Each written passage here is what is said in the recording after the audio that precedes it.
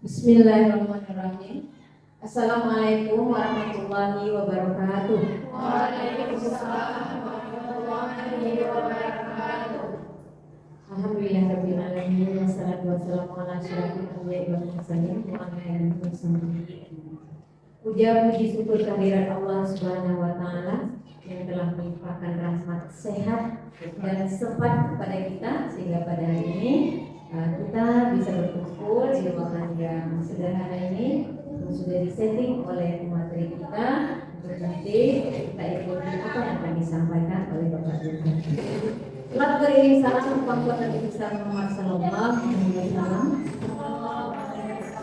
telah menghantar kita dari alam kebodohan ke alam pengetahuan seperti kita rasakan sekarang ini, sehingga alhamdulillah hari ini kita semua kadarullah ditakdirkan sebagai pendidik anak bangsa. Yang terhormat Bapak Pemateri, yang terhormat ibu-ibu yang sudah hadir di ruangan ini, selamat datang dan mengucapkan atas kesediaannya untuk bisa mungkin harapan kami bertahan di sini hingga materi selesai. Berikutnya pemateri kita nanti akan menyampaikan tentang diseminasi aksi nyata, yaitu pada budaya positif. Akan kita terapkan nanti di SMP dari satu Cikaya.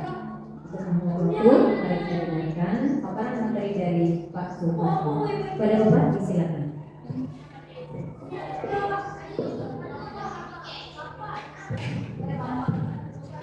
Assalamualaikum warahmatullahi wabarakatuh. Terima kasih atas waktu yang sudah diberikan kepada saya untuk memaparkan materi destinasi aksi nyata modul 14 ya, dalam menerapkan budaya positif di lingkungan sekolah SMP 1 Mesir Raya. Nah, di sini saya adalah sebagai CGP angkatan 9 berasal dari SMP 1 Mesir Raya, maka saya sebagai CGP harus menyampaikan materi yang sudah saya pelajari dalam modul LMS tentang budaya positif di sekolah. Bapak Ibu, sebelum kita mulai budaya positif ini, saya juga menghargai dan menghormati dan rasa terima kasih saya kepada Bapak Ibu semua yang sudah menyempatkan diri hadir dalam ruangan ini untuk mengikuti materi penerapan budaya positif di lingkungan sekolah. Nah, sebelum saya langsung masuk ke dalam, kira-kira apa yang terpikir di benak Bapak Ibu tentang budaya positif di sekolah? Ada yang mau sampaikan? Apa? Masih bingung kan? Kira-kira masih bingung? Masih bingung. Oke, kita lanjut ke slide selanjutnya tentang nih. Ini aksi nyata modul 14 budaya positif menyebarkan pemahaman dan pengalaman penerapan budaya positif, ya, tentunya di sekolah. Kita lanjut lagi. Nih, selamat datang para guru hebat. Mari berada bersama, berkolaborasi, saling mendukung demi mewujudkan disiplin positif di sekolah kita tercinta. Nah, intinya di sini apa? Penerapan budaya positif tetap harus ada belajar bersama, ya, harus kita belajar bersama, kemudian berkolaborasi, kemudian saling mendukung. Ini 3 poin ini, ya. Poin yang pertama adalah kita belajar bersama. Setelah belajar bersama, mau berkolaborasi dengan antara satu dengan yang lain, kemudian saling mendukung, ya. Saling mendukung itu sangat berpengaruh, sangat kita harapkan untuk menjalankan suatu program yang sudah ini kita terapkan di sekolah. Kira-kira kalau seandainya di antara kita Bapak Ibu di sini tidak saling mendukung, terwujud nggak apa yang kita inginkan? Tidak kan? Oke, kita lanjut. Nah, di sini konsep inti budaya positif, ya, ada 8 konsep. Nah, dari 8 konsep ini nanti akan kita bahas satu persatu. Nah, yang pertama adalah perubahan paradigma belajar, dan yang kedua adalah disiplin positif, Yang ketiga adalah nilai-nilai kebajikan. Yang keempat adalah kebutuhan dasar manusia. Ini di saat kebutuhan dasar manusia apa yang terpikirkan di Bapak Ibu semua?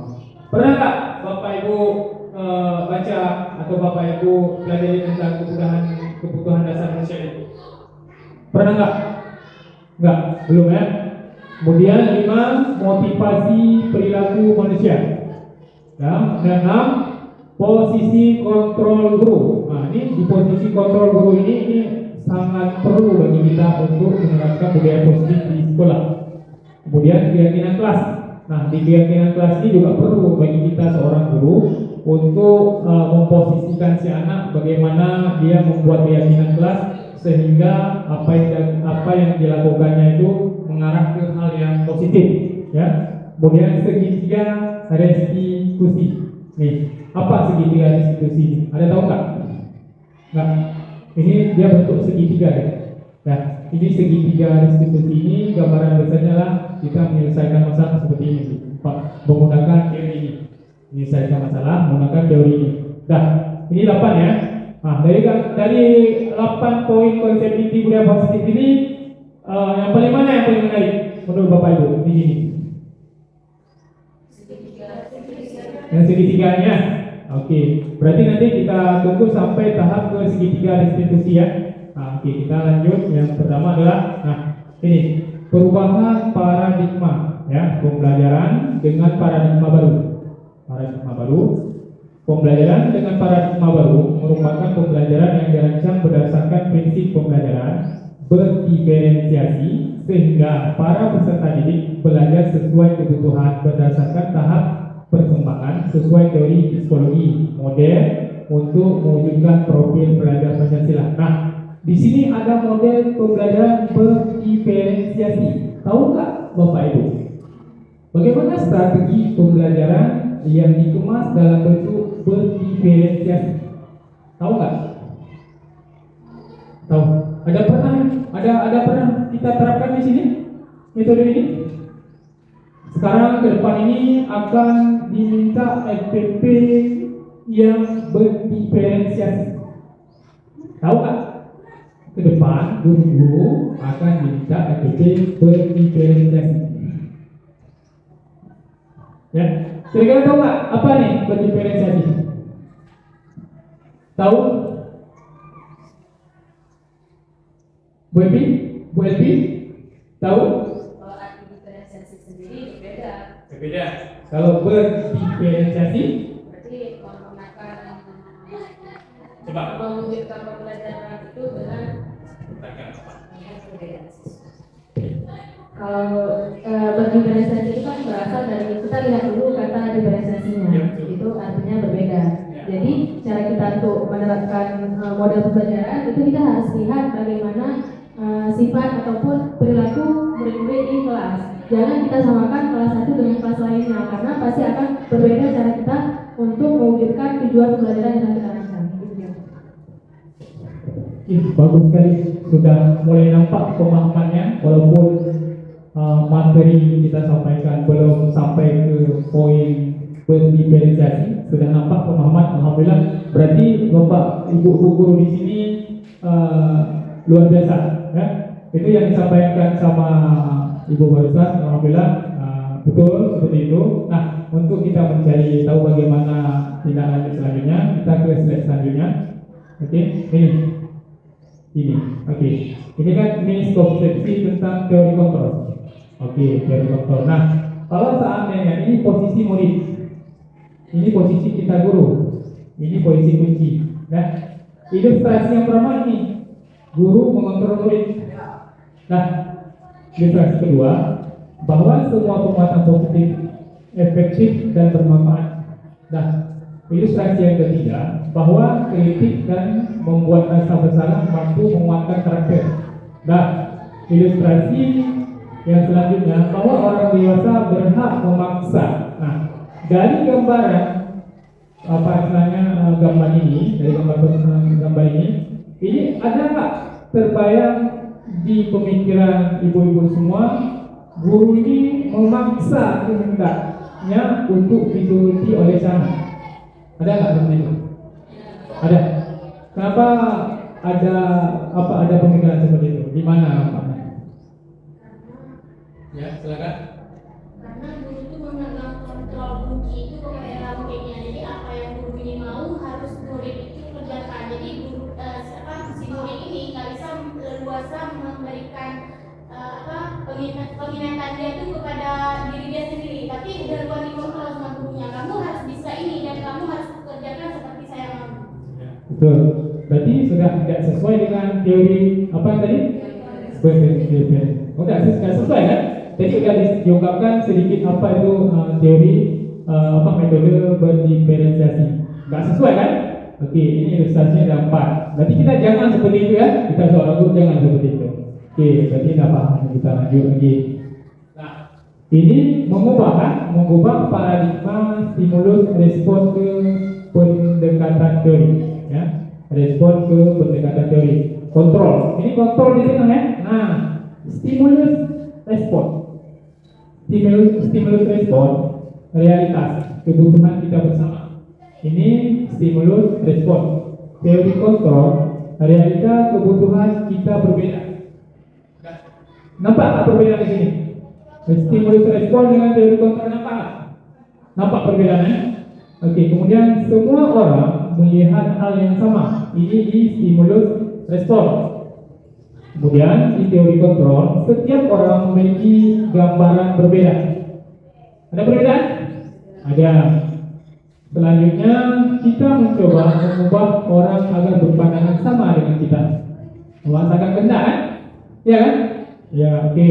Di teori kontrol, kita berusaha memahami pandangan orang lain tentang dunia. Ada kebebasan nggak di situ? Ada kebebasan. Berarti prinsip di sini adalah tenang-tenang kan? Ya, ada kebebasan di sini. Nah, stimulus respon. Perilaku buruk dilihat sebagai suatu kesalahan. Ini seperti ini. Perilaku buruk dilihat sebagai suatu kesalahan. Berarti orang yang membuat orang yang salah menganggap dirinya benar kan? Oke, dah. Kemudian semua perilaku memiliki tujuan. Ini apa? Nggak pernah disalahkan orang lain. Nggak pernah disalahkan orang lain. Oke. Kemudian stimulus respon. Orang lain bisa mengontrol saya. Ini orang lain bisa mengontrol saya. Dari makna ini apa yang dipikirkan? Dari makna ini apa yang dipikirkan? Orang lain bisa mengontrol saya. Gitu ya. Berarti dia nggak bisa mengontrol diri sendiri. Nah, di teori kontrol hanya Anda yang bisa mengontrol diri Anda sendiri. Betul kan? Teori kontrol. Kemudian saya bisa mengontrol orang lain. Maknanya apa? Hah? Ya, suka mengatur orang, suka menganggap dirinya hebat, suka menganggap diri kita sendiri itu bahwa yang lain tidak bisa bermanfaat, kita yang bisa bermanfaat. Selalu membanggakan diri ini. Kemudian ini lanjutnya di teori kontrol, Anda tidak bisa mengontrol orang lain. Maknanya apa? Anda tidak bisa mengontrol orang lain. Maknanya apa? Ya, seperti itu ya. Ini khusus guru ya, untuk guru nih ya. Ini paradigma guru nih, paradigma guru. Kita harus sinkronkan dulu paradigma guru supaya ke depan penerapan hal positif di sekolah sudah bisa dengan teori yang betul diterapkan. Oke, kemudian selanjutnya stimulus respon. Pemaksaan ada pada saat bujukan gagal. Apa? Pemaksaan ada pada saat bujukan gagal. Pas dibujuk coba silakan.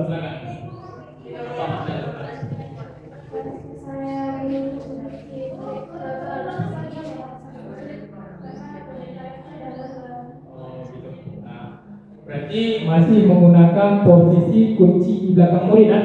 Memaksa. Kemudian teori kontrol, kolaborasi dan konsensus menciptakan pilihan-pilihan baru. Di sini kan tadi ada pemaksaan di dalam kegagalan, tapi di sini apa?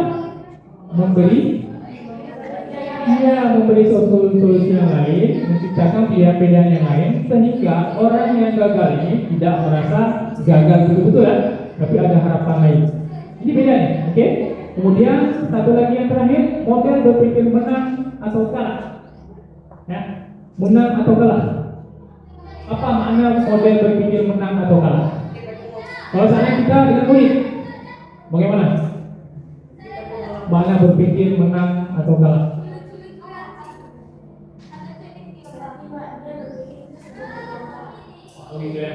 Oke. Kemudian kalau teori kontrol, model berpikir menang-menang. Nah, ini masih menggunakan metode yang guru menggunakan kunci di belakang murid memutar seenaknya. Nggak ada diberi kemenangan kepada murid. Selalu diberi kekalahan kepada murid. Nah, yang ini si guru selalu memberi menang-menang kepada si murid, nggak pernah disalahkan dan nggak pernah dipojokkan murid. Oke, ini ya, ini paradigma. Kira-kira di sini paham nggak? Paham. Kemudian di sini sebelum kita lanjut ke slide selanjutnya, nanti tolong ditulis pertanyaan apa yang mau ditanyakan, silakan ditanyakan. Nanti di sesi pertanyaan supaya kita lebih paham tentang apa yang sudah ingin kita terapkan di sini. Oke. Semua kita guru harus punya foto ini lah ya. Ya, udah Bu? Apa artinya? Ya. Oke, kita lanjut ya. Kita lanjut ya. Tolong ya. Oke, kita lanjut. Yang ini, disiplin positif. Oke. Siapa nih? Disiplin positif. Disiplin berasal dari kata disiplin apa? Disiplina. Ya. Ini ya. Yang artinya belajar. Disiplin mengacu pada, coba siapa yang ibu mau baca sebentar? Namanya. Yang ini lah, yang ini mana? Coba ibu baca nih. Pelan-pelan ya. Disiplin. Disiplin berasal dari kata disiplina yang artinya belajar. Disiplin mengacu pada disiplin diri yang memiliki tanggung jawab terhadap apa yang dilakukannya berdasarkan nilai-nilai yang diyakini. Oke, ini bisa dipahami. Bisa, oke, coba Bu ini, satu lagi. Disiplin positif merupakan salah satu cara penerapan disiplin yang bertujuan untuk menumbuhkan kesadaran serta memberdayakan peserta didik tanpa imbalan penghargaan atau reward, ancaman ataupun hukuman. Beda nggak di sini dengan di sini? Beda kan? Beda. Oke dah. Coba Bu, ini satu lagi Bu. Sebagai pendidik, tujuan kita adalah menciptakan peserta didik yang memiliki disiplin diri sehingga mereka berperilaku mengacu kepada nilai-nilai kewajiban universal dan memiliki motivasi intrinsik dalam perubahan perilaku ke arah yang lebih baik. Nah, jadi 3 gambaran di sini, ada nggak yang ingin apa gambaran yang kurang jelas di sini? Nanti ke depan akan kita bahas lagi. Terima kasih. Saya itu bukan melihat perbedaan dan persamaannya Pak. Ya. Itu pengertian secara gamblang Ya. dan jelas bahwa kalau secara singkatnya disiplin itu artinya belajar. Ya. Dan kalau ke arah positif kita mengharapkan kesadaran Ya. dari siswa. Ya. Kita tidak memaksa, nggak usah ada imbalan apa-apa, itu mereka melakukan. Ya. Ya. Ya. Ya, sebagai pendidik berarti ini kitanya menciptakan peserta didik yang memiliki disiplin diri. Ya. Disiplin itu kan jauh pengertiannya lebih mendalam Pak ya. Pada Oke. perbedaan dan sepertinya. Ya, terima kasih Bu Evi. Nah, betul seperti dikatakan Bu Evi, disiplin ini adalah belajar ya. Kemudian disiplin positif ini adalah menumbuhkan rasa kesadaran dari diri murid. Kemudian kita seorang pendidik ya, menciptakan peserta didik yang memiliki disiplin diri sehingga mereka berperilaku mengacu kepada nilai-nilai kebajikan universal. Nah, ini gambaran konsep dasar. Oke, kita lanjut ya. Oke, kita lanjut. Nah, nilai-nilai kebajikan, nilai yang disepakati bersama lepas dari suku bangsa, agama, bahasa maupun latar belakang.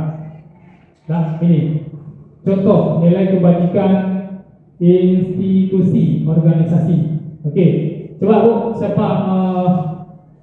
Ibu Putri, coba Bu.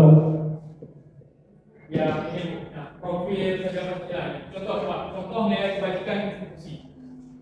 Contoh nilai kebajikan institusi atau organisasi pada profil pelajar Pancasila, beriman dan bertakwa pada Tuhan Yang Maha Esa dan berakhlak mulia, berkebinekaan global, gotong royong, mandiri, kreatif, dan bernalar kritis. Nah, ini udah tahu kan? Berarti kan contoh nilai kebajikan di profil pelajar Pancasila ini ya. Oke, kemudian ini, lanjut Bu. IBO Primary Years Program atau PYP, toleransi, rasa hormat, integritas, mandiri, menghargai, antusias, empati, keingintahuan, kreativitas, kerjasama, percaya diri, dan komitmen. Nah, tahu kan? Ini nih contoh kebajikan institusi atau organisasi. Ini yang Ibu kan, PEP. Kemudian ini Bu, satu lagi tampilan. Dari keterampilan hidup atau life skill, dapat dipercaya, lurus hati, pendengar yang aktif, tidak merendahkan orang lain, dan memberikan yang terbaik dari diri. Nah, dari 3 poin di sini yang sudah disimpulkan ini, oke. Oke, terima kasih Bu Putri sudah menyempatkan waktu untuk membantu membaca sebentar. Nah, dari 3 poin yang sudah ada di sini, kira-kira di sini butuh nggak bagi kita seorang guru? Atau di antara yang 3 ini ada yang harus kita hilangkan? Tinggal 1 aja atau tinggal 2 aja atau enggak semuanya kita hilangkan? Harus ketiga-tiganya. Nah, berarti konsep Ibu sudah tahu kan? Berarti harus ketiga-tiganya. Oke. Kita lanjut ya. Oke. Nah, kebutuhan dasar manusia. Tadi ada bukan dasar manusia kan? Kebutuhan dasar manusia. Nah, coba Bu, nih, kebutuhan dasar manusia adalah segala sesuatu yang kita lakukan untuk mendapatkan apa yang kita inginkan. Ya kan? Ya, apa yang kita inginkan. Seluruh tindakan yang kita lakukan memiliki tujuan tertentu. Tadi kan setiap perbuatan pasti ada tujuan. Dan semua usaha terbaik yang kita lakukan adalah dalam rangka agar kebutuhan dasar kita terpenuhi dengan baik. Berarti di situ ada rasa penguasaan nggak kira-kira? Ada nggak? Ya kalau di sini kalau bahasa di sini dalam rangka agar kebutuhan dasar kita terpenuhi dengan baik. Semua usaha terbaik yang kita lakukan adalah dalam rangka agar kebutuhan dasar kita terpenuhi dengan baik. Berarti segala sesuatu yang kita inginkan kita akan berusaha dengan baik untuk bisa mencapai. Oke, ini kebutuhan dasar manusia. Pengertiannya, sudah tahu pengertiannya? Sudah. Oke, kita lanjut. Nah, 5 kebutuhan dasar manusia. Siapa Bu bersedia membaca sebentar? 5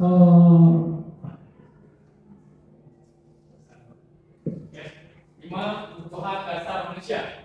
Yang pertama ada bertahan hidup seperti makanan, pakaian, tempat tinggal, keamanan, dan kesehatan. Oke, ini ya. Berarti bertahan hidup, makanan, pakaian, tempat tinggal, keamanan, kesehatan. Yang pertama. Yang kedua Bu? Yang kedua ada kasih sayang dan rasa diterima seperti rasa diterima, dipedulikan, berbagi, kerjasama, menjadi bagian dalam kelompok. Oke. Ini yang kedua. Yang ketiga Bu? Kemudian ada penguasaan seperti harga diri, keinginan untuk dianggap, memimpin, berprestasi, diakui, dan didengar. Oke. Selanjutnya Bu ini. Yang keempat ada kebebasan yaitu mandiri, memiliki pilihan, mencoba hal baru, mampu mengendalikan arah dirinya. Nah, terakhir Bu. Yang kelima ada kesenangan yaitu bermain, humor, antusiasme, dan tertawa. Terima kasih atas kesediaan Ibu tadi membaca. Kira dari kelima kebutuhan dasar manusia ini, yang mana yang sering kita lakukan? Dari ini kalau poin kita lihat, bertahan hidup, kasih sayang dan rasa diterima, penguasaan, kebebasan, kesenangan. Dari kelima ini, yang mana yang sering kita lakukan sekarang ini? Yang sudah pernah kita lakukan sekarang? Hah? Bertahan hidup. Berapa orang yang pernah melakukan bertahan hidup? Coba kita tanya, berapa orang? Semua bertahan hidup. Berarti ini udah berarti ya, ini satu. Yang lain? Kebebasan. Jadi ini kan sudah sering dilakukan bertahan hidup. Yang lain yang mana yang sudah dilakukan selama ini? Kesenangan. Kesenangan. Kesenangan. Iya. Kesenangan. Berarti bertahan hidup dengan kesenangan. Lain? Belum. Kebebasan. Kebebasan.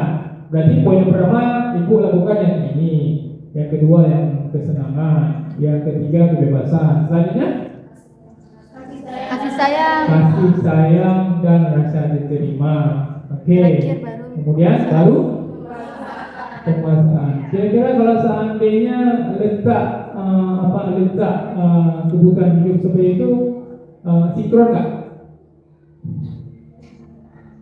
Kan tadi ini yang pertama bertahan hidup, kemudian kesenangan, kemudian kebebasan, penguasaan, kasih sayang. Sinkron nggak? Hah? Setelah kita bertahan hidup, kita perlu kesenangan. Setelah ada kesenangan, kita perlu kebebasan.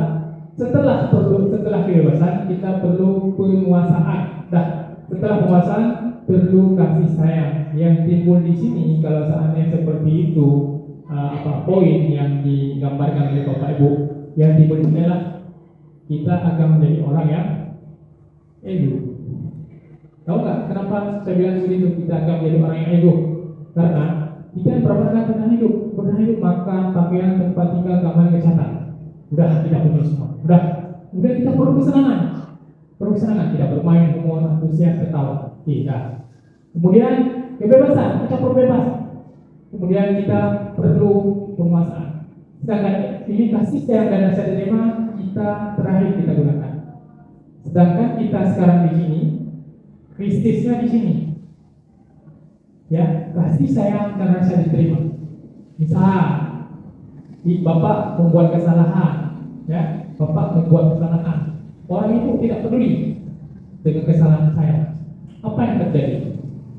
Orang itu tuh ego atau nggak pernah open dengan orang lain. Berarti orang itu tergolong ego. Karena apa?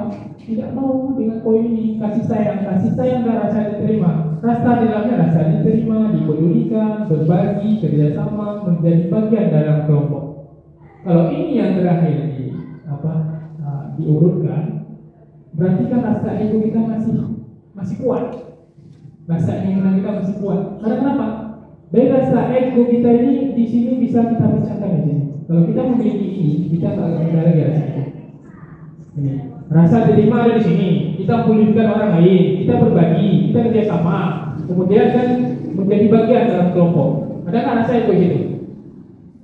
Berarti ini coba nanti ke depan seperti ini. Terapkan ini, bertahan hidup, kasih sayang, penguasaan, kebebasan, kesenangan. Kenapa kesenangan terakhir? Setelah ini 4 poin ini semua sudah kita raih, silahkan lakukan kesenangan. Tapi yang ini belum kita raih, kita lakukan kesenangan, masih ada kasih sayang ini. Ya, masih ada hal yang harus kita terapkan di sini. Tapi sudah senang kita. Setelah senang lupa ini. Terjadi apa ego? Itu saja pun. Itu bukan urusan saya.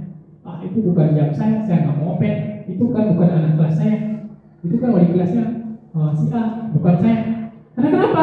Karena kita tidak ada kasih sayang dan rasa diterima. Ini ya, ini pengaruh sekali. Oke, dari pembahasan ini kira-kira bisa dipahami? Bisa. Oke, kita lanjut lah. Nah, kemudian motivasi perilaku manusia. Motivasi perilaku manusia dibagi menjadi 2. Yang pertama, motivasi ekstrinsik, ya. Yang kedua, motivasi intrinsik. Ini kalau ini apa? Motivasi dari mana nih? Dari luar. Contoh, menghindari ketidaknyamanan hukuman. Oke. Mendapatkan imbalan atau penghargaan dari orang lain. Itu motivasi dari lu. Contoh, saya bilang, tulis. Nanti setelah anak ibu tulis, siapa yang bagus nanti ibu kasih pulpen satu. Itu motivasi dari mana tuh? Dari luar, ya, ekstrinsik. Tulis. Nanti kan siapa yang cepat siap, cepat keluar. Itu motivasi dari mana? Dari luar, ya. Motivasi intrinsik. Untuk menjadi orang yang mereka inginkan dan menghargai diri sendiri dengan nilai-nilai yang mereka percaya. Ini motivasi ini tidak pernah dari luar, tapi kita seorang guru membuat si anak itu sadar tentang dirinya, bagaimana dia bisa memotivasi dirinya untuk nilai-nilai yang mereka percaya bahwa dengan motivasi dalam diri bisa lebih baik dari yang lain. Oke, selanjutnya. Nah, ini hukuman. Ini hukuman. Ini hukuman ya. Ada 3 tadi. Hukuman, konsekuensi, restitusi. Nah, hukuman. Nah, ini coba Bu. Silakan Bu. Sebentar. Nah. Biar terekam semua ya. Nah, ini coba hukuman. Hukuman apa? Hukuman yang pertama ada 3, berencana atau tiba-tiba. Murid tidak tahu apa yang akan terjadi atau tidak dibatalkan, bersifat satu arah, berupa hukuman fisik atau psikis. Tidak. Konsekuensi Bu apa? Yang pertama ada rencana atau disepakati sesuai peraturan. Yang kedua ada murid tetap dibuat tidak nyaman. Yang ketiga ada sikap guru selalu memonitor murid. Ya, ini konsekuensi ya. Restitusi. Coba Bapak tahu. Yang pertama ada proses menciptakan kondisi bagi murid untuk memperbaiki kesalahan. Yang kedua ada proses kolaboratif yang mengajarkan murid untuk mencari solusi sendiri. Terima kasih Bu atas kesempatan yang sudah membaca materi depan. Tidak.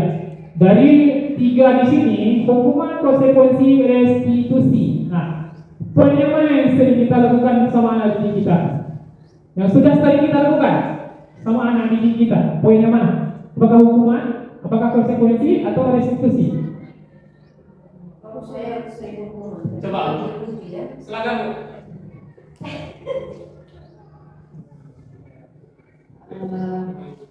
Kalau saya sering hukuman, jangan diikuti.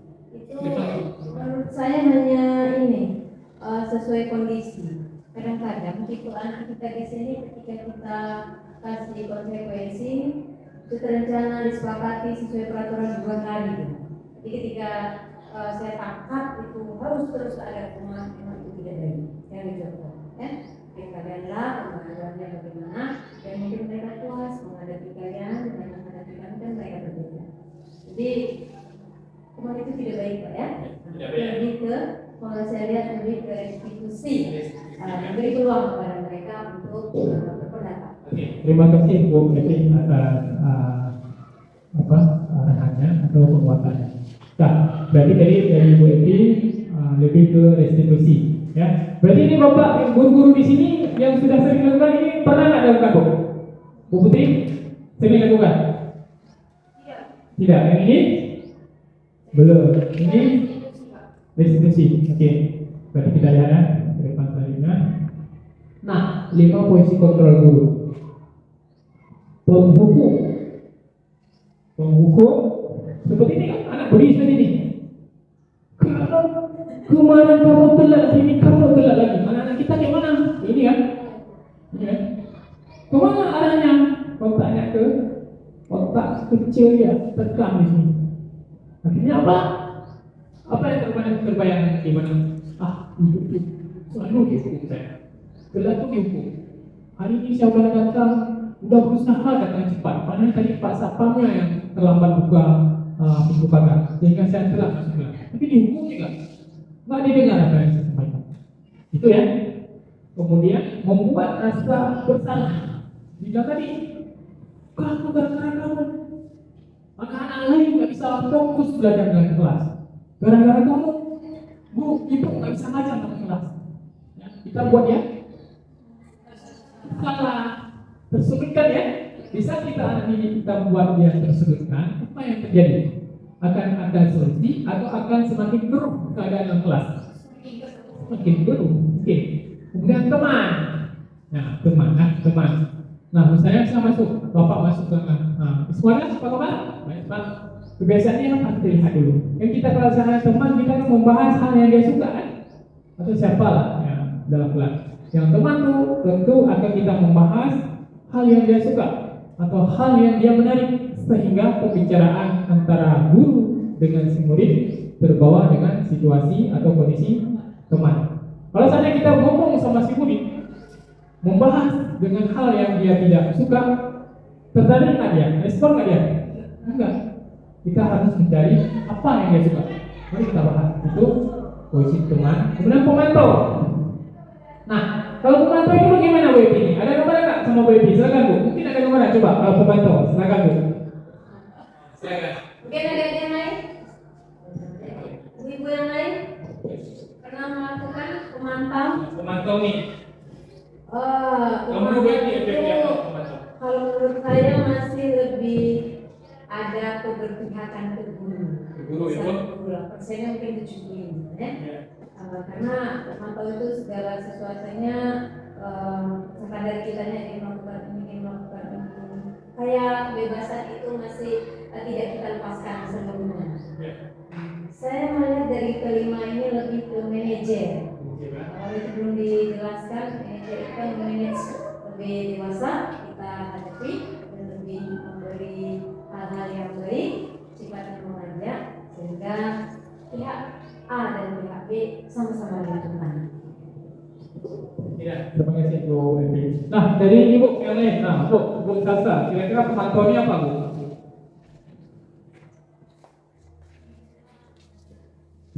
Memantau siswa di kelas gitu Pak. Pemantau siswa masuk kelas. Mana lain ya? Pemantauan. Selain itu apa Bu? Ada nggak? Berarti kita mengontrol dia kan pemantauan. Tidak. Terima kasih Bu. Nah, untuk manajer. Manajer mungkin sekilas sudah disampaikan tadi sama Ibu Evi. Kira-kira nih manajer yang Ibu tahu apa? Apa Bu manajer? Kita seorang guru. Coba pilih stop. Apa? Kita Bu. Belum.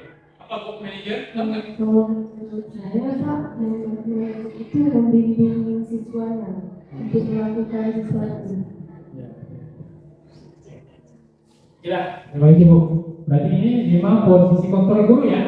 Ada 5 posisi kontrol ya. Yang 5 posisi kontrol ini nanti kita lihat nanti posisi kontrol yang mana yang terbaik untuk kita miliki dan untuk kita terapkan ke siswa kita. Oke? Kita lanjut. Nah, ini contoh penerapan 5 posisi kontrol guru.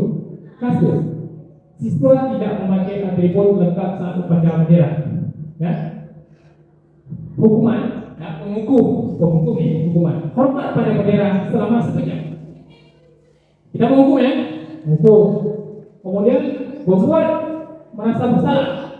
Berapa kali Ibu harus memberitahukan kamu selalu saja mengecewakan Ibu. Merasa bersalah nggak ya? Ya, oke, itu membuat merasa bersalah. Ini bahasanya ya.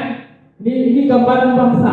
Berarti udah tahu sudah nih gambaran bahasa lain yang mengacu kepada hukuman, mengacu kepada pembuat merasa bersalahnya. Oke, selanjutnya. Nah, ini teman yang tadi kita sampaikan ya, teman. Ayo dong, ikut aturan sekolah. Tolong bantu ibu atau bapak ya. Sekali, ya sudah tidak apa-apa. Lain kali jangan sampai berbuat seperti ini lagi ya. Itu bahasa apa? Bahasa kita teman, ya teman. Nah, kemudian pemantau. Tadi sudah disebutkan pemantau kita mengontrol lah. Jauhan. Bahasanya jangan kamu sudah melanggar peraturan sekolah. Kamu tahu konsekuensinya. Setelah upacara kamu beli atributnya ke koperasi dan jangan diulangi lagi. Ini siapa nih yang sering di sini Bu Evi? Ibu Tini? Ya bukan? Mereka tahu bahasa pemantau udah tahu ya. Berarti kalau saya ada keluar konsep bahasa seperti ini, oh berarti ini guru ini seorang pemantau. Kita sudah bisa mengarahkan. Ada 5 posisi kontrol guru. Kita bisa tahu oh ini guru ke arah mana. Oh dia pemantau. Berarti kita pelaksanaan mendekati guru itu kita cari strategi pemantau. Strategi yang guru pemantau itu bisa kita masuk dengan strategi dia itu sehingga kita bisa akrab ya. Persepsi yang berbeda kita satukan dengan orang yang berbeda persepsi nyatu nggak nyatu. Kita harus jadi persepsi yang sama. Oke, ini pemantau ya. Ini pemantau. Lanjutnya. Nah, manajer ya, pilih manajer. Apakah kamu tahu kesalahanmu? Kira-kira bagaimana kamu perbaiki kesalahan? Kita ada menunjukkan siswa nggak sih? Nggak. Ada buat dia merasa bersalah nggak? Nggak. Nah di sini. Kemudian saat kita berbicara di sini, ada nggak kita seorang guru merendahkan dia di depan temannya? Nggak. Bahasanya sopan kan? Ini manajer. Nah dari 5 bahasa tadi, yang mana yang bahasanya cocok untuk kita gunakan untuk anak-anak didik kita? Manajer ya? Bahasanya lebih lembut, pasti, mengarah, dan tidak pernah menyalahkan, ya kan? Ya kan, di sini kan? Oke, kita lanjut selanjutnya. Nah, ini. Saya kecewa sekali dengan kamu. Posisi kontrol apa itu? Hah? Merasa bersalah. Betul. Oke, ini ya. Dari sini. Kamu tidak pernah melakukannya. Posisi kontrol apa tuh? Tadi kan kita pernah pelajari 5 posisi kontrol. Ini. Kamu tidak pernah melakukannya. Posisi kontrol mana? Hah? Kalau hukum jelas. Ya. Ini apa nih? Kita balik. Ini. Hah? Merasa bersalah. Ini apa nih? Kamu tidak pernah melakukannya. Apa? Mau tahu? Yuk, Manajer, depan Pak. nih. Nah, ini penghukum. Nah, pembuat merasa bersalah. Kamu sama mendahului yang lain ini. Iya, pembuat merasa bersalah, Pak. Oke, yang tadi ya. Iya. Nah ini apa nih? Pembuat Salah. salah. Oke, ini apa rencanamu untuk menyelesaikan masalah ini? Manajer, Pak. Manajer. Oke, ya, gitu ya. Oke, ayo kamu lakukan demi bapak itu. Iya, manajer, Pak. Teman, oke. Nah, kamu tidak pernah mendapat nilai jika tidak mengerjakan tugas. Kamu tidak pernah mendapat nilai jika tidak mengerjakan tugas. Tapi itu nggak. Apa? Tapi itu nggak salah mas. Enggak, maksudnya ini posisi kontrolnya nih. Ini kan posisi kontrol apakah aku? Ini apa nih? Kamu tidak pernah mendapat nilai jika tidak mengerjakan tugas. Hukum atau konsekuensi? Konsekuensi, Pak. Konsekuensi Konsekuensi. ya. Oke, kita lanjut ya. Paham? Berarti udah ada gambaran. Kalau sana ini guru ini ngomong seperti ini. Oh, ini dia posisinya pemantau, pemantau. Oh, ini penghukum. Oke dah. Kita lanjut. Nah, mengapa keyakinan kelas? Nah, ini ya tentang keyakinan kelas. Ya. Mengapa keyakinan kelas? Mengapa bukan peraturan kelas? Ada nggak yang bisa dijelaskan? Ini materi tentang keyakinan apa? Siapa yang mau nih? Mengapa keyakinan kelas? Kenapa bukan enggak kesepakatan kelas? Silakan. Mengapa? Silakan. Karena menurut saya keyakinan dan peraturan itu berbeda. Karena kalau keyakinan itu kita sudah pasti melakukan dan mau, tapi kalau peraturan bisa jadi itu dari satu arah dengan kesepakatan. Makanya kita harus keyakinan kelas, bukan peraturan. Terima kasih Bu, luar biasa. Tepuk tangan loh, Bu ini. Oke, kita lanjut ya. Kita lihat langsung ya, kita bahas. Oke, ya, pembentukan keyakinan kelas. Nah, dia bersifat abstrak. Kemudian berupa pernyataan universal. Selanjutnya dibuat dalam pernyataan positif. Selanjutnya sedikit saja agar mudah diingat. Tidak usah banyak dibuat keyakinan kelas. Kemudian sesuai dengan kondisi kelas dan sekolah sehingga mudah diterapkan. Posisi sekolah kita di sini, kita gunakan keyakinan kelas yang di sekolah lain. Cocok nggak? Enggak. Berarti sesuai dengan sekolah ya. Kemudian semua warga kelas dilibatkan saat membuat keyakinan kelas. Berarti semua siswa harus terlibat untuk membuat keyakinan kelas. Oke. Ini keyakinan kelas kan?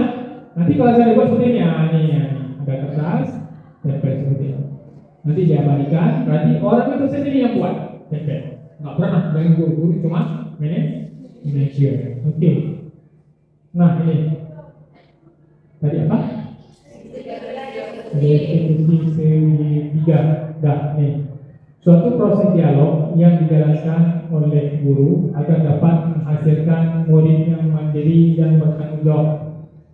Tadi ada segitiga restitusi itu poin berapa? 8 ya. Berarti ini poin terakhir ya. Poin terakhir. Nah, dalam segitiga restitusi, yang pertama guru harus bertindak menstabilkan identitas. Tahu nggak apa itu menstabilkan identitas? Tahu? Coba nih kayaknya ibu bisa nih. Coba apa itu menstabilkan identitas? Mungkin menstabilkan identitas itu kita kayak kita tadi yang udah kita jelaskan sebelumnya, jangan kita sebagai guru tuh maka aku harus dipercaya, aku harus pokoknya apa yang aku bilang harus diturutin. Tapi bukan itu identitas kita sebenarnya. Identitas kita di sini kita harus posisikan diri sebagai manajer tadi yang seperti yang sudah Bapak jelaskan. Oke, menstabilkan kita. Terima kasih Bu sudah dijelaskan konsep dasar ini. Kemudian setelah pertama kita jalankan prinsip menstabilkan identitas saat mengatasi murid bermasalah, kita lanjut ke validasi tindakan yang salah. Jadi kan kita sudah lihat gambaran di belakang kan, validasi tindakan yang salah. Kemudian kita menanyakan keyakinan. Nah, timbul pertanyaan di sini, Pak. Kan di sini anak-anak kita kan selalu buat salah. Kalau salahnya kita gunakan seperti ini, nanti orang tuh yang bersalah yang buat bersalah seolah-olah sudah kita dukung, sudah kita iakan, seolah orang tuh merasa dia sudah benar. Bagaimana itu? Kira-kira di mana gambarannya? Kalau sampai sini, ini ada 3 nih. Siswa kita salah. Memang salah. Kita gunakan bahasa manajer dengan strategi restitusi segitiga. Kira-kira dengan penyelesaian ini bisa tak dapat untuk kita selesaikan masalah? Enggak, walaupun kita tidak tuntaskan selesai masalah 100%, kira-kira 30%, 40%, bisa tak kita sentuh masalahnya agar dia tidak mengulangi lagi? Ini menstabilkan identitas, validasi tindakan, meyakinkan keyakinan. Oke, itu lebih jelas, kita selesai selanjutnya supaya bisa lebih terbuka wawasan kita tentang materi ini. Nah, ini menstabilkan identitas. Berdasarkan prinsip membuat kesalahan adalah bagian dari proses pembelajaran. Nah, kalau bertanya, ya silakan. Kesalahan adalah bagian dari proses pembelajaran. Yang pertama, berbuat salah itu wajar. Yang kedua, tidak ada manusia yang sempurna. Yang ketiga, ibu atau bapak juga pernah melakukan itu. Yang keempat, ibu atau bapak tidak mencari siapa yang salah, tapi ibu dan bapak ingin mencari solusi dari permasalahan ini. Dan terakhir, kamu berhak merasa begitu. Nah, ini apa nih? Ini poin menstabilkan identitas. Ini menstabilkan identitas. Konsepnya ini. Berarti di poin menstabilkan identitas. Konsepnya ini. Cara kita menerapkan untuk menstabilkan identitas. Ini konsep dasarnya. Ya, konsep bahasanya. Oke, kita lanjut. Nah, ini validasi tindakan. Tolong uji, sebentar uji. Berdasarkan prinsip setiap perilaku berupaya memenuhi suatu kebutuhan tertentu. Yang pertama adalah kamu pasti punya alasan mengapa melakukan hal itu. Yang kedua, padahal kamu bisa melakukan yang lebih buruk dari ini ya. Selanjutnya, kamu patut bangga karena telah melindungi sesuatu yang penting buatmu. Yang terakhir ada kamu melakukannya karena mempertahankan sesuatu yang penting bagimu. Uji, tepuk tangan untuk Bu Ibu. Oke, terima kasih Bu. Oke, ini berarti konsep dasar validasi tindakan yang sah. Berarti udah naik ya. Tadi kan datar, sekarang udah naik ya. Oke, kita lanjut ya. Oke, ini menanyakan keyakinan sudah turun, ya turun. Menanyakan keyakinan. Berdasarkan prinsip teori kontrol bahwa pada dasarnya kita termotivasi secara intrinsik. Yang pertama, apa keyakinan kelas kita. Yang kedua, nilai apa yang telah disepakati bersama. Yang ketiga, ada seperti apa gambaran sebuah kelas yang dia menurut kamu. Yang terakhir, ada kamu ingin menjadi orang yang seperti apa. Oke, nah di sini sudah dibacakan tadi pada kawan guru kita. Bagaimana konsep menanyakan keyakinan kepada si murid? Ini konsep dasarnya. Ya, berarti ada 3 konsep dalam menyelesaikan masalah, ya, dalam restitusi segitiga. Oke, kita lanjut. Kita ada kasus. Kita buat kasus. Mungkin Bapak Ibu tahu, mungkin Ibu tahu kemarin kita buat kasus tentang siswa di kelas 1A yang sering dikeluhkan oleh guru, kita panggil, ya. Kita panggil, kita buat masalah ini. Ini contoh penerapan segitiga restitusi dalam pembelajaran. Kasus Nuzul mengganggu teman sedang membuat tugas. Nah, ini tolong sebentar dibaca. Ya.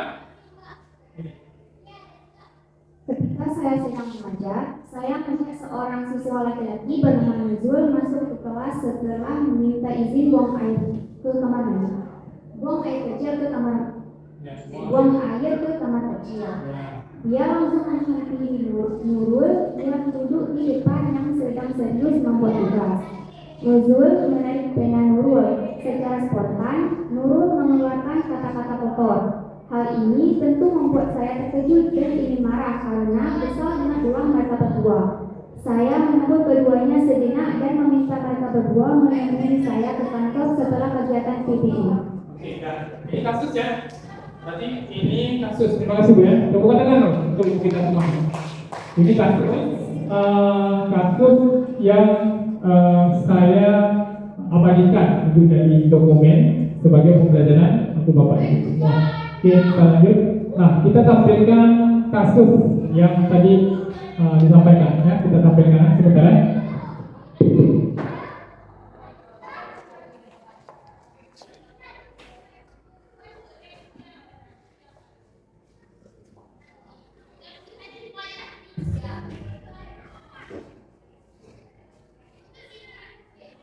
Oke, kalau nanti tolong diperhatikan kasus ini kira-kira cocok nggak? Cocok nggak untuk kita terapkan di sini?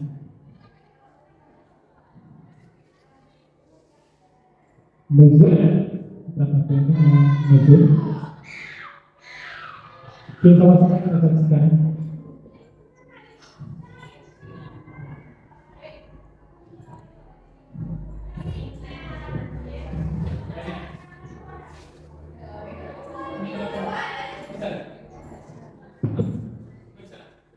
Bisa nggak? Pak, dijeda dulu boleh nggak Pak? Dijeda dulu ini. Ya, kita tonton videonya, video kasusnya.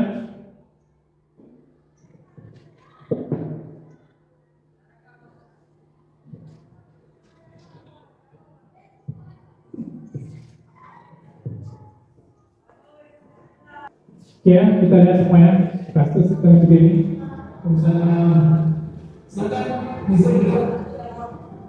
Nuzul, apa yang kamu lakukan tadi terhadap Nurul?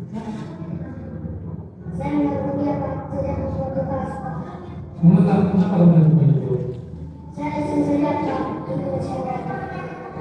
Kalau kamu tahu dengan mengusir Nurul memancing emosinya sehingga dia mengatakan kata-kata kotor dan kamu ada dalam masalah. Iya Pak, saya tidak sengaja saya hanya bercanda. Baiklah, Bapak di sini bukan untuk mencari siapa yang salah. Bapak di sini untuk menjadi penyelesaian sama-sama, berpikir sama-sama tentang yang bisa kita lakukan untuk menyelesaikan masalah. Kamu melakukan pasti ada alasan, bukan? Pasti bahagia dia telah tertidur, kesal dan marah. Ya begitu. Ya, Bapak yang kamu merasa senang melakukan itu. Tapi kamu tidak tahu yang kamu lakukan itu menyakiti orang lain, sehingga sekarang kamu dalam masalah. Sekarang mari kita bicarakan tentang pelajaran kelas. Yang ada di sekolah kita. Apa yang kita percaya, mana yang belum dapat ditunjukkan. Jadi bersikap baik sama teman. Kamu mengingat dengan detail dia bilang ke situ. Tapi dengan melalui teman juga ke situ sudah menghargai dan sikap baik dengan teman. Kamu menjadi orang seperti apa kalau terus bersikap keras? Saya ingin menjadi orang yang baik Pak. Baiklah, sekarang apa yang bisa kamu lakukan untuk menyelesaikan masalah ini? Saya ingin meminta maaf kepada Nurul karena tidak mengenai kesalahan. Bagus, tapi sekiranya nanti ulang lagi bagaimana? Saya bersedia menjadi teman. Baik, berarti kita sudah belajar ya. Oke, terima kasih. Kamu bisa kembali sekarang ya.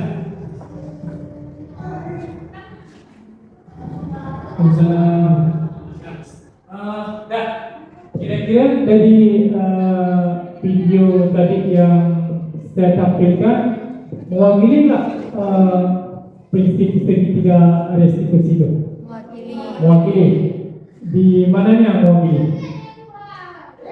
Di mana? Di yang pertama adalah apa? Identitas. Yang kedua apa? Yang ketiga? Itu ya? Yang pertama validasi apa? Yang pertama? Identitas. Kemudian tindakan. Kemudian oke, ini ya. Ini nggak harus kita baca lagi, karena tadi udah kita lihat di video. Ini yang saya simpulkan. Nah, ini contoh ini ya. Nah, ini tahapan menstabilkan identitas. Ini dah. Ini menstabilkan identitas. Awalnya seperti ini. Pokok mana seperti ini. Ini nuzul. Ini menstabilkan identitas. Ini dialog menstabilkan identitas yang ada dalam video. Kemudian ini dialog memvalidasi tindakan yang dalam video tadi. Kemudian menanyakan keyakinan. Menanyakan keyakinan.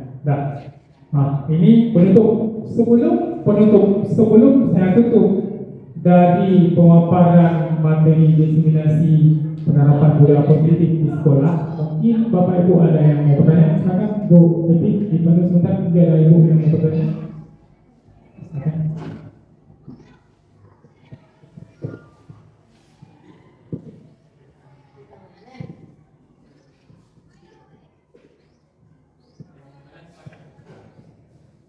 Ibu-ibu yang terhormat, kita sudah mendengar materi dari Pak Jul tadi. Ada 5 posisi kontrol, kemudian dari para awal tadi sampaikan. Yang kita pilih terakhir yang enak untuk kita lakukan apa? Segitiga restitusi. Mungkin dari sekian pemaparan Pak Jul ada yang perlu sangat mengganjal ditanyakan bisa. Dari sana. Nanti di sini mohon ada satu pertanyaan, sini ada satu. Silakan.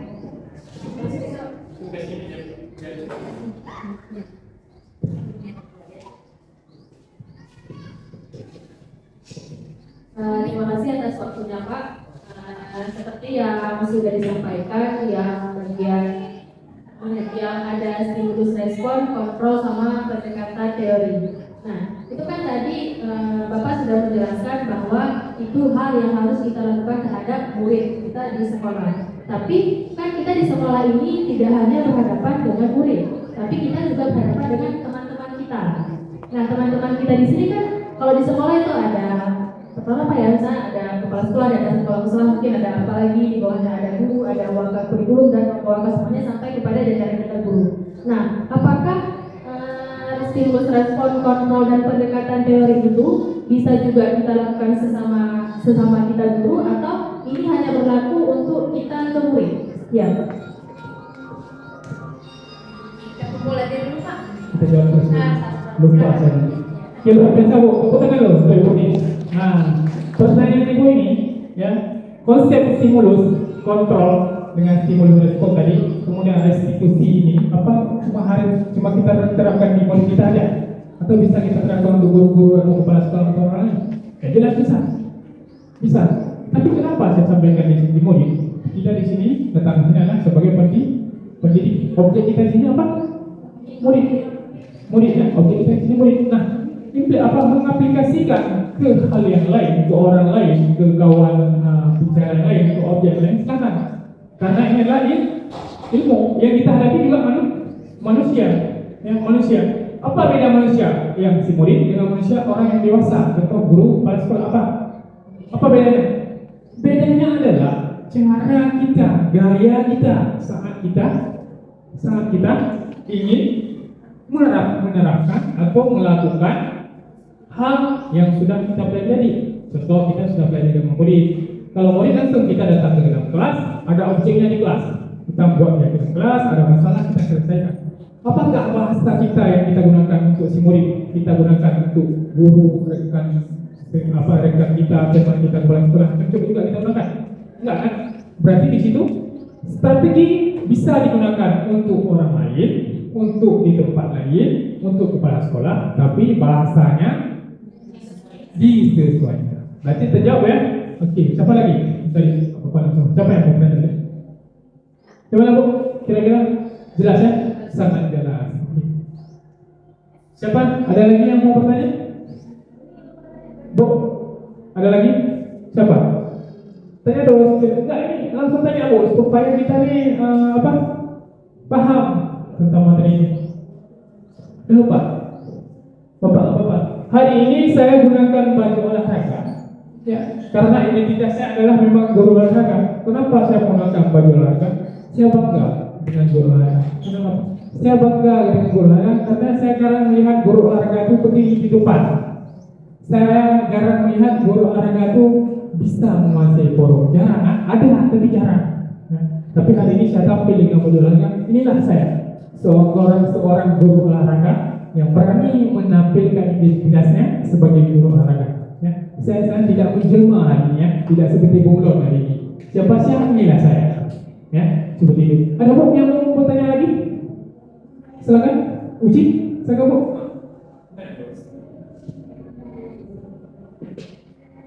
Mewakili sudut sana Ya, silakan.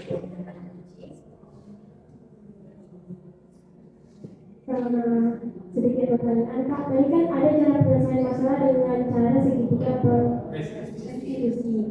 Jadi kan di situ sudah dibuat kesepakatan yang melibatkan murid. Oh ya, keyakinan yang melibatkan si murid. Jadi apabila murid itu melakukan kesalahan itu kembali setelah adanya keyakinan tersebut, itu bagaimana cara penyelesaiannya? Oke, terima kasih Bu Ci. Kata untuk ibu kita, Bu Hebat yang sudah bertanya. Nah, kalau seandainya kita sudah melakukan keyakinan kelas bersama siswa di dalam kelas, tapi mereka masih juga membuat kesalahan, ya? masih juga membuat kesalahan. Sedangkan keyakinan sudah kita buat. Tadi ada 3. Yang pertama, identitas, validasi tindakan, masuk ke poin di menanyakan keyakinan. Nah, keyakinan kita yang sudah kita buat kemarin itu apa? Ada dibuat ya kan? Ada ditempel kan? Oh iya, saya buat ini. Di mana kamu tempel? Di situ. Coba kamu baca. Saya harus datang cepat.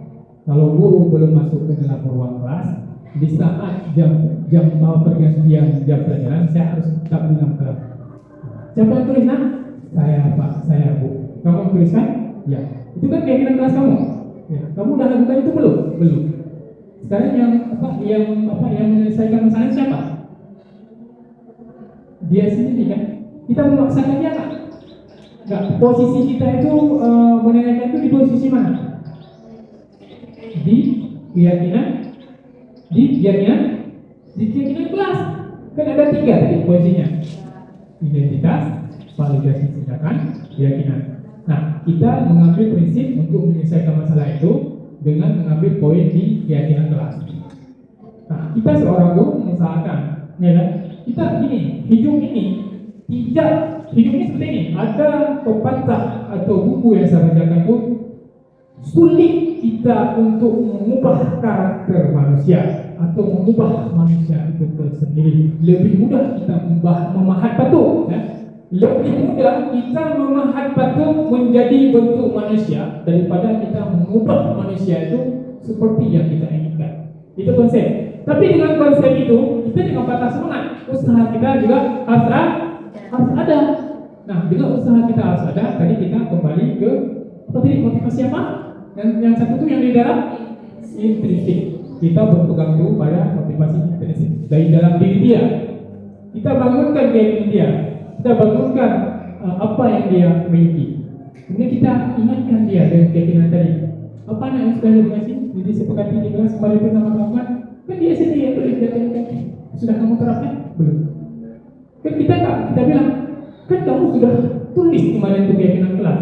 Sudah kamu tempel. Kenapa nggak kamu terapkan? Merasa bersalah nggak dia? Salah nggak ada yang tadi itu? Salah. Apa juga? Tadi. Nah, kemarin kan udah keyakinan kelas itu ditempel. Coba baca. Udah baca. Kira-kira udah diterapkan belum? Untuk ke depan gimana? Ya Bu, maaf Bu, ke depan insya Allah saya akan terapkan. Ada solusi? Ada. Cuma di sini kita seorang guru, kita akan banyak sabar ya. Sabar ya, banyak sabar. Mungkin kok bisa diterima jawabannya? Kira-kira paham nggak? Nah, soalnya apa banyak Bu? Sekarang misalnya udah janji nggak akan mengulangi lagi sesuai dengan kelas tadi. Tapi mungkin kedepannya dia mengulangi lagi. Itu apakah ada hukuman tersendiri atau bagaimana? Ini kan kita seorang guru mengingatkan 1, 2. Nah, 1 kali, 2 kali. Tapi harus dibuat keyakinan kelas guru. Keyakinan kelas harus dibuat dengan peserta didik dulu. Nah, 1 kali kita ingatkan, 2 kali kita ingatkan. Nah, ketiga kali kan ada guru yang lebih ahli lagi untuk menangani siswa yang bermasalah. Itu kembali kepada kita arahkan ke Bimpel. Bimpel menggunakan strategi segitiga restitusi. Dengan Bimpel terkadang ada strategi lain, ada cara lain mungkin, tapi tetap dengan konsep strategi restitusi. Intinya apa? Penerapan budaya positif di sekolah. Jangan ada di sekolah itu disalahkan, dikucilkan, disudutkan. Jangan ada situ. Berarti kita ada budaya. Tadi kan ada kerjasama, kolaborasi, berbagi, disiplin. Ada kan?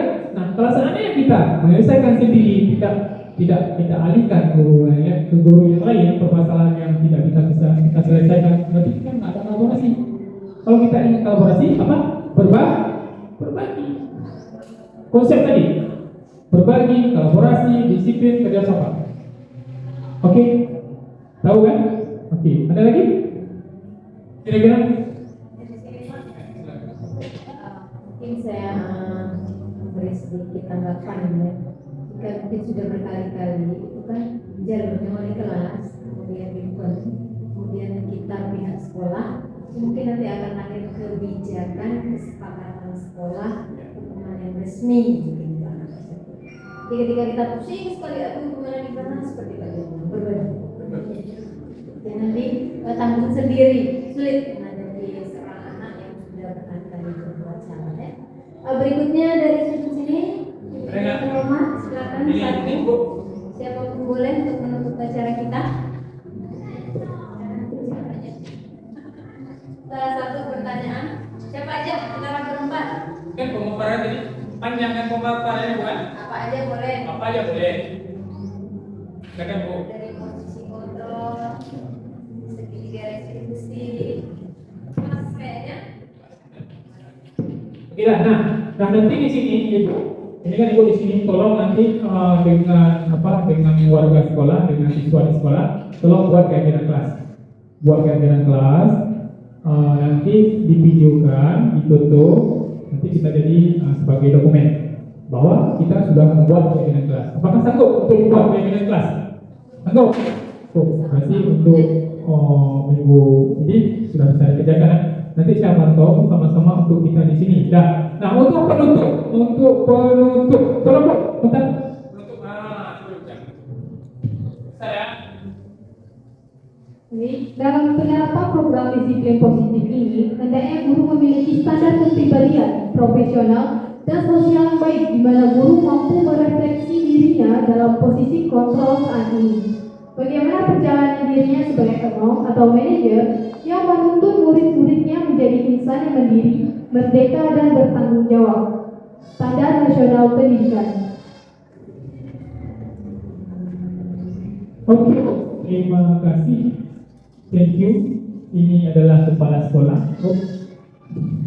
Jadi tahu ini siapa nih? Kalau jumpa jalan ini, inilah pengawas Pak Sulaiman.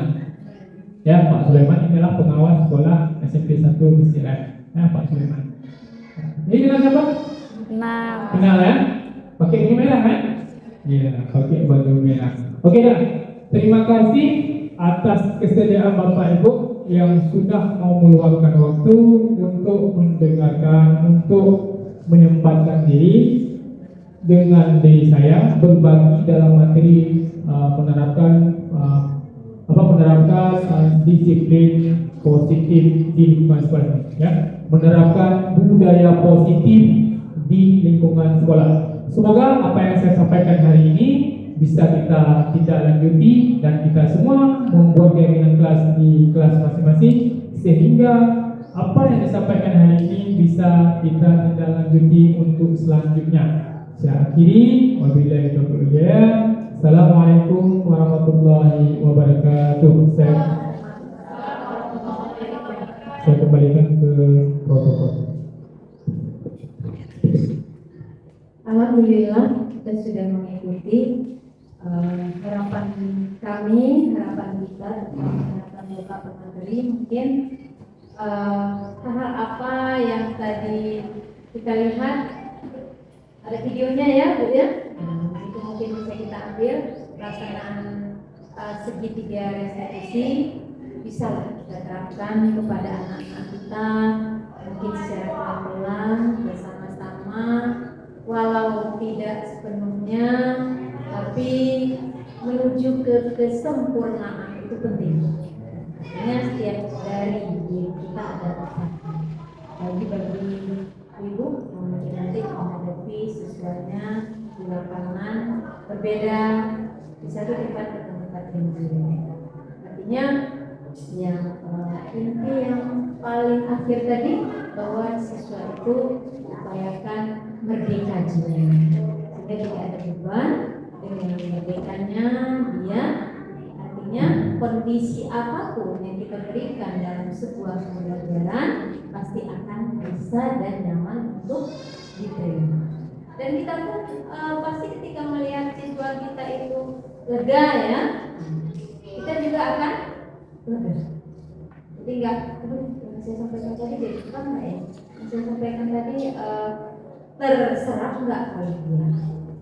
Biasanya setiap kita sudah menciptakan suatu kondisi yang nyaman, pasti akan semua yang kita terima itu walau tidak sepenuhnya tersimpan 100%, 50%-nya adalah itu yang kita lakukan. Setiap hari kita lakukan dengan hal-hal yang kecil dari diri sendiri, dan itu mungkin kepada kita sebagai guru. Itu lahan kita, itu ladang kita. Jangan pernah merasa capek, jangan pernah merasa ini sulit, karena ini adalah pekerjaan Allah yang selalu berdalam kita. Kita dulu mungkin bertanya ke apa yang kita bisa. Terima kasih antusias sekali hari ini. Alhamdulillah, Abi pun terima kasih sudah memberi ilmu kepada kita dengan catatan bahwa mari kita sama-sama melakukannya. Jika yang tidak bisa berbagi, jika ada hal-hal yang mungkin nggak tahu, langsung tanya ke pemateri ini, karena pematerinya ada di sini. Demikian Direktur Keuangan Hidayah. Assalamualaikum warahmatullahi wabarakatuh. Dan teman-teman, itu acara ini masih dibaca. Alhamdulillah. Kita foto bersama. Dari itu pos.